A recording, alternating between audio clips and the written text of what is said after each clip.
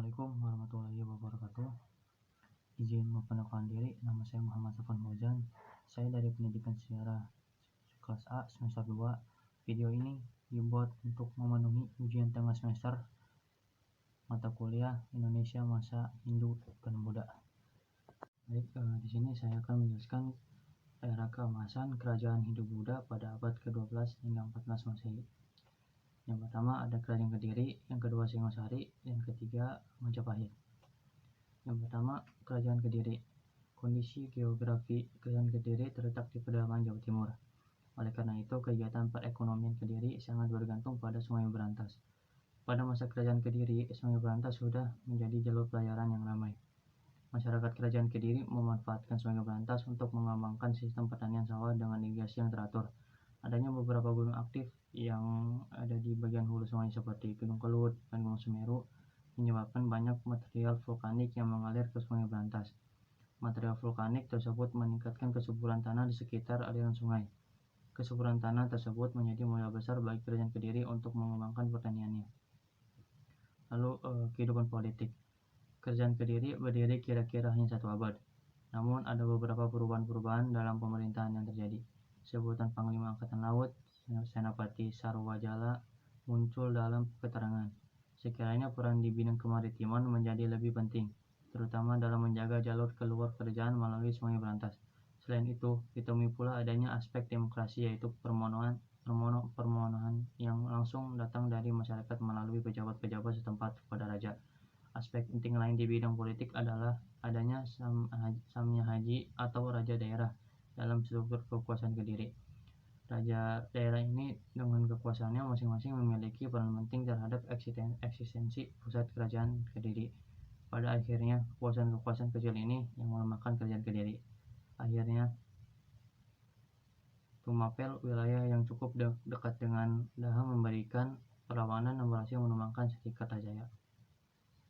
Berikut ada raja-raja kerajaan Kediri. Yang pertama ada Sri Samarawijaya dari 1042 hingga 1104, Jayawarsa dari 1104, Sri Bhameswara 1017 hingga 1130, Jayabaya 1135 hingga 1157, Sri Sarweswara hingga dari 1159 hingga 1161, Sri Ayeswara 1171, Sri Gandra 1181,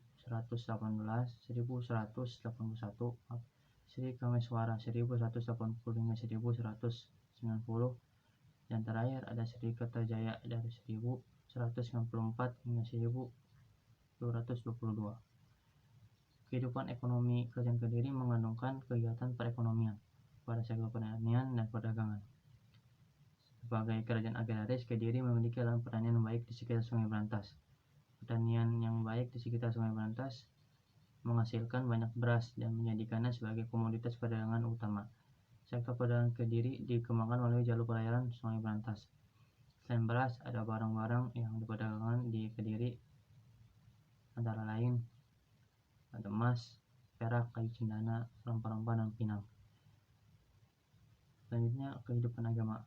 Masyarakat Kediri dikenal sangat religius. Mereka hidup berdasarkan ajaran agama Hindu Siwa. Hal ini terlihat dari berbagai peninggalan arkeologi yang ditemukan di wilayah Kediri. Kehidupan sosial budaya. Kondisi masyarakat Kediri sudah teratur.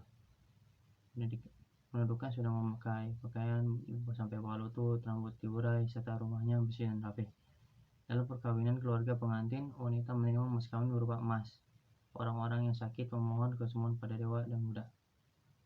Kebudayaan kerajaan Kediri mengalami perkembangan pesat, terutama dalam bidang sastra. Beberapa karya sastra yang terkenal sebagai berikut.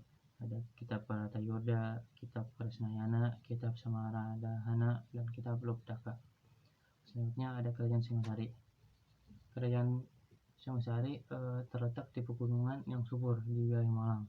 Kondisi tersebut menjadikan wilayah Malang berhawa sejuk dan nyaman untuk pemukiman penduduk.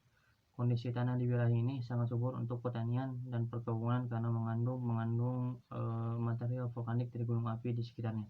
Selain itu, keberadaan Sungai Berantas yang berhulu di Gunung Arjuna membawa berkah bagi masyarakat Malang, dapat dimanfaatkan untuk irigasi, pertanian, dan persawahan. Kehidupan politik Pada awalnya, kehidupan politik kerajaan Singasari diwarnai intrik istana yang berkaitan dengan pembunuhan antara anggota kerajaan secara berturut-turut. Berikut ada penguasa kerajaan Singasari. Yang pertama ada Ken Arok dari 1222 hingga 1247.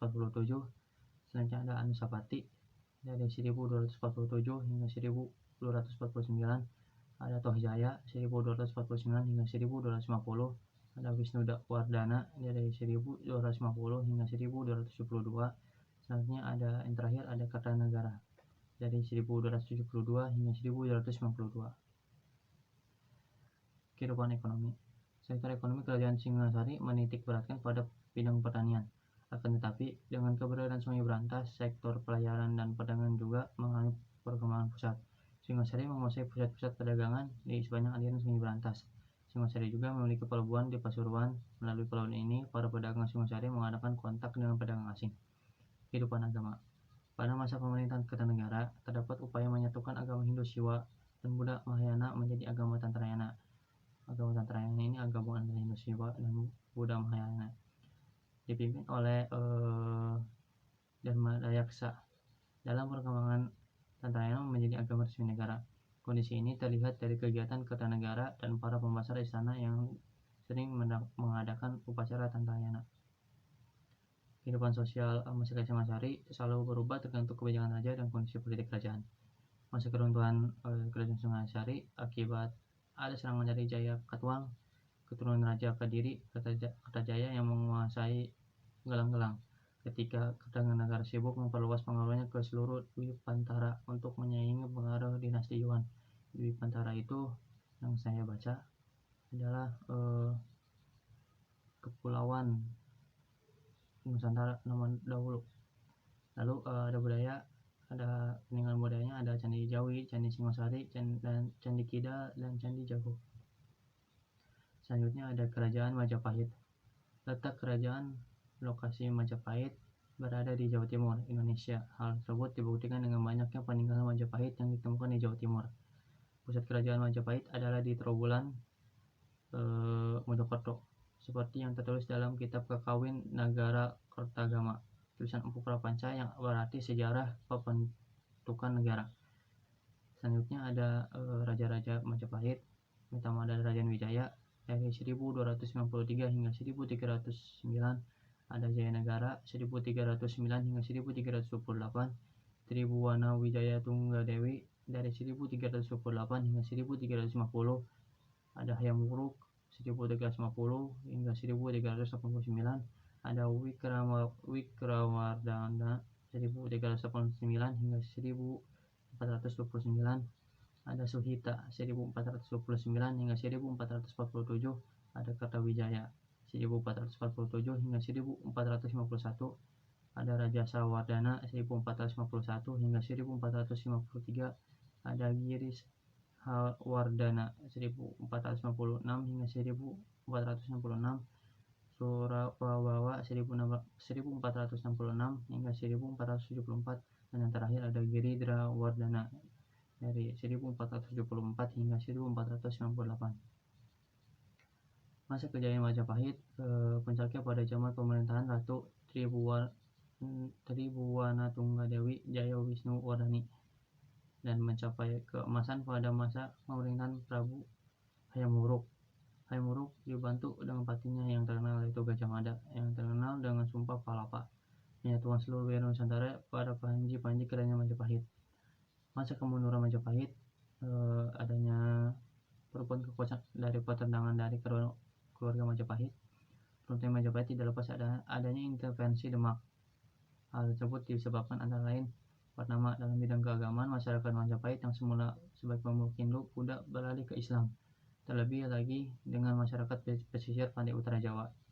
Kedua, adanya percampuran budaya Jawa dengan Islam. Ketiga, beralihnya kekuasaan Hindu Buddha ke sistem kekuasaan besar Islam.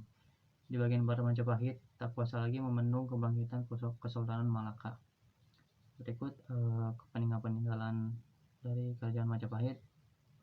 Yang pertama ada Candi Tikus, Candi Suku, Candi Pajang Ratu, Candi Waringin Lawang, Candi Jagung.